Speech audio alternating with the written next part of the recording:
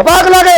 একজন সাধারণ নাগরিক হিসেবে আমরা তো দাবি রাখতেই পারি যে আমার এলাকার জনজীবনের জ্বলন্ত সমস্যা বিধানসভাতে প্রতিধ্বনিত হবে, যার মাধ্যম হবেন আমার বিধায়ক। কিন্তু আজকে ওনারা জনসেবা থেকে সরে গেছেন। আজকে ঠিকাদারি সেবা, আজকে প্রমোটারি সেবা, আজকে প্রভাবশালী সেবা, সর্বোপরি নিজ সেবায় মত্ত হয়ে জনগণের সেবাটাকে ভুলে গেছেন।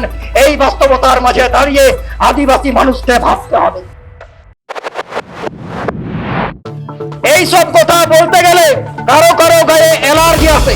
এই সব কথা বলতে গেলে ব্যক্তি আক্রমণ নাকি হয়ে যায়। এই সব কথা বলতে গেলে পার্সোনাল অ্যাটাক হয়ে যায়। কিন্তু আর আজ বাস্তবের মাটিতে দাঁড়িয়ে বর্তমানে আদিবাসী মানুষের যে সমস্যা, সেই আদিবাসী মানুষের সমস্যা নিরসনে আমাদের মাননীয় এমপি এমএলএদের ভূমিকাটা একটু দেখে নেওয়া যাক।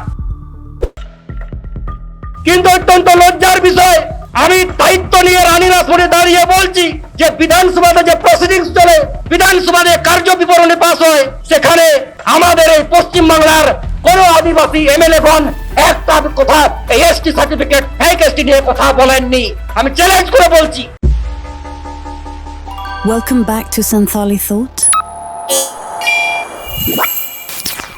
আজকে এই মহানগরীর বুকে রানী রাসমণি রোডে United Forum of All Adivasi Organisations এর ডাকে সেই সুদূর উত্তরবঙ্গ থেকে দক্ষিণবঙ্গ, সর্বোপরি এই পশ্চিমবঙ্গের প্রত্যেকটি জেলা থেকে আগত আমার জনবাদী ক্রান্তিকারী আদিবাসী মানুষজন এবং এই মঞ্চে ইউফাও এর অন্তর্ভুক্ত প্রত্যেকটা গণসংগঠনের বরিষ্ঠ অনুভবী নেতৃত্ববৃন্দ, প্রত্যেককে আমার পক্ষ থেকে ফুল জোহার ও ধন্যবাদ জানাই। তো আমি আমার বক্তব্য মোটেও দীর্ঘায়িত করব না, কারণ United Forum of All Adivasi Organisation যেসব দাবিকে সামনে রেখে বা আদিবাসী জনজীবনের যেসব সমস্যাকে সামনে রেখে, আদিবাসীদের সংকটময় পরিস্থিতিকে সামনে রেখে যে সমাবেশের ডাক দিয়েছে, যে বিক্ষোভ সমাবেশের ডাক দিয়েছে, আমাদের বিভিন্ন বক্তাগণ সুন্দরভাবে আপনাদের সামনে তুলে ধরেছেন। আমি সেই বিষয়ে পুনরাবৃত্তি করব না। আমি যে বিষয়টাকে বলতে চাইছি, আমাদের যে দাবিগুলো, আদিবাসী জনজীবনের যে দাবিগুলো, সেই দাবিগুলো পূরণের ক্ষেত্রে, সেই দাবিগুলোকে সমাধানের রাস্তায় আনার জন্য এই ভারতবর্ষের রাষ্ট্রীয় কাঠামোতে থেকে যাদের গুরুত্বপূর্ণ ভূমিকা থাকার দরকার ছিল, আমি সেই মাননীয়া আমাদের এমএলএগণ, এমপিগণের কথাটা একটু তুলে ধরতে চাই। না মাননীয়গণ, এই সব কথা বলতে গেলে কারো কারো গায়ে অ্যালার্জি আসে। এই সব কথা বলতে গেলে ব্যক্তি আক্রমণ নাকি হয়ে যায়।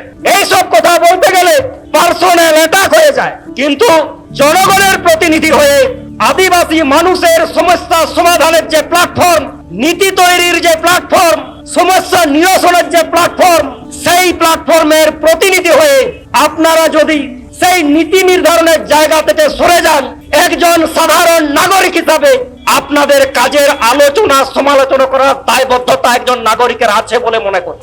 তাই একটু আলোচনা করা যেতেই পারে।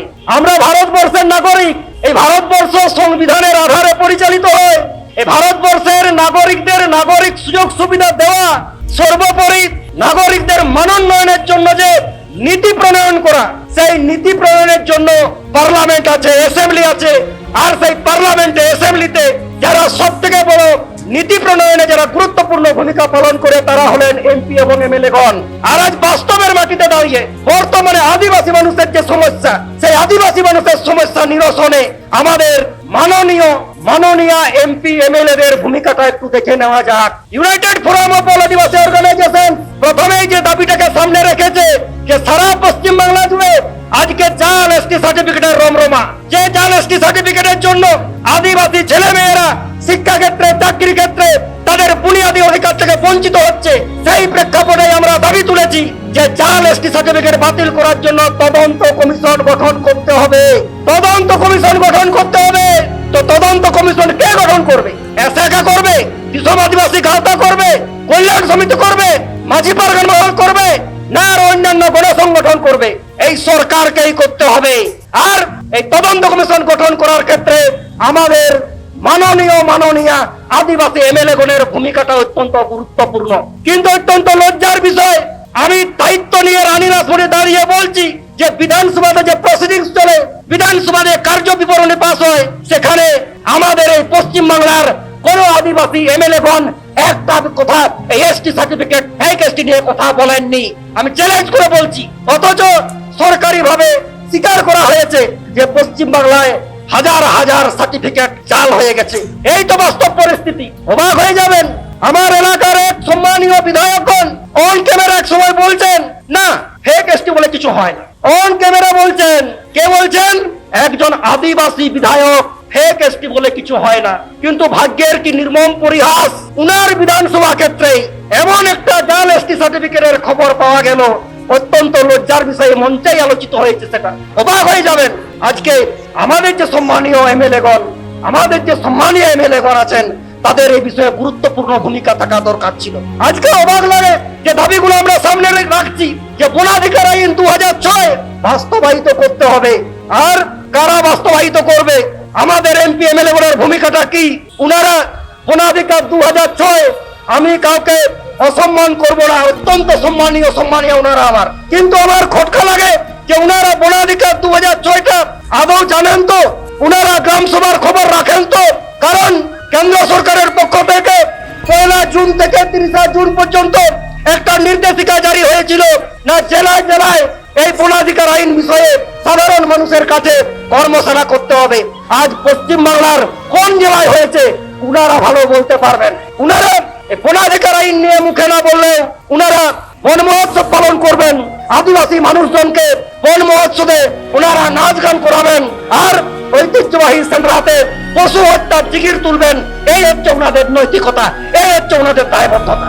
আজকে অবাক লাগে যে আজকে যে দাবিগুলো, আজকে জ্বলন্ত দাবিগুলো, আজকে সারা রাজ্যের সাঁওতালি মিডিয়ামে যে শিক্ষা, আজকে হোস্টেল ব্যবস্থা বন্ধের মুখে, আজকে ভলেন্টিয়ার শিক্ষক দিয়ে সাঁওতালি মিডিয়াম বিদ্যালয় চলছে। আজকে এই তো অবস্থা। আমি এও বলছি, পশ্চিম বাংলার কোন আদিবাসী এমএলএ নিজের বিধানসভা ক্ষেত্রে কোটা সাঁওতালি মাধ্যমের প্রাইমারি চলছে, কোটা সাঁওতালি মাধ্যমের মাধ্যমিক চলছে, কোটা সাঁওতালি মাধ্যম উচ্চ মাধ্যমিক চলছে বলতে পারবেন না। দায়িত্ব নিয়ে বলতে পারবেন না, কারণ উনারা এসব বিষয়ে মাথা ঘামাবেন না, এসব বিষয়ে মাথা ঘামানোর সময় নেই। আসলে এনারা জনপ্রতিনিধি, এটাই ওনারা ভুলে গেছেন। উনারা ভুলে গেছেন they are responsible for making laws and policies in the state. উনারা ভুলে গেছেন যে জনগণের প্রতিনিধি হয়ে ওই প্ল্যাটফর্মে দাঁড়িয়ে জনগণের সেবা করব, জনগণের হয়ে কথা বলবো। উনারা ভুলে গেছেন যে বিধানসভা ক্ষেত্র থেকে আমি নির্বাচিত, সেই বিধানসভা ক্ষেত্রের জনগণের কাছে আমি দায়বদ্ধ, আমি তাদের হয়ে বিধানসভাতে কথা বলবো। এসব তিনি ভুলে গেছেন। অবাক লাগে, একজন সাধারণ নাগরিক হিসেবে আমরা তো দাবি রাখতেই পারি যে আমার এলাকার জনজীবনের জ্বলন্ত সমস্যা বিধানসভাতে প্রতিধ্বনিত হবে, যার মাধ্যম হবেন আমার বিধায়ক। আমার আদিবাসী সমাজের বিভিন্ন দাবি দেওয়া বিধানসভাতে প্রতিফলিত হবে, যার মাধ্যম হবেন আমার বিধায়ক। আমার আদিবাসী সমাজের সংকটময় কালে সেই সংকটের সমাধানে আজকে নীতি প্রণয়ন করতে হবে, যার আলোচিত হবে বিধানসভার ভিতরে, তার মাধ্যমে আমার বিধায়ক। কিন্তু আজকে ওনারা জনসেবা থেকে সরে গেছেন। আজকে ঠিকাদারি সেবা, আজকে প্রমোটারি সেবা, আজকে প্রভাবশালী সেবা, সর্বোপরি নিজ সেবায় মত্ত হয়ে জনগণের সেবাটাকে ভুলে গেছেন। এই বাস্তবতার মাঝে দাঁড়িয়ে আদিবাসী মানুষকে ভাবতে হবে, আদিবাসী মানুষকে ভাবতে হবে। আমি আমার বক্তব্য মোটেও দীর্ঘায়িত করবো না, শেষে যেটুকু বলে যাবো যে আজকে এখানে যে কোনো না বললেই নয়, কারণ এই সভার যিনি সভাপতি তিনি বলেই দিয়েছেন যে আমাদের একটা উদ্দেশ্য নিয়ে আজকের এই বিক্ষোভ সমাবেশ।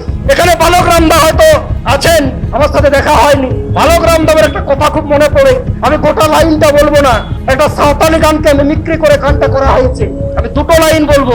ওহাই বাছা মন্ত্রী ইনিক দমে গরবতি, ওহাই বাছা মন্ত্রী ইনিক দমে গরবতি, ভোট বেড়া খানকে গোটায় পাঁচা চুরি। ভোট দাঁড়ায় কেন?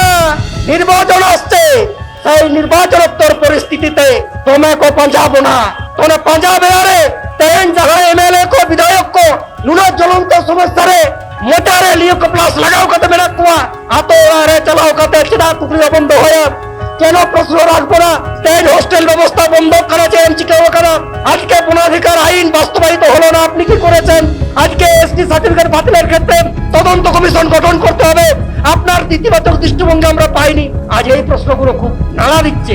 আদিবাসী মানুষকে আরো একত্রিত হতে হবে, আদিবাসী মানুষকে আরো সংঘবদ্ধ ভাবে এই যে জ্বলন্ত সমস্যা, এই জ্বলন্ত সমস্যাকে সামনে রেখে আগামী দিনে দুর্বল লড়াই আন্দোলনে আগামী দিনে ডাক দিতে হবে।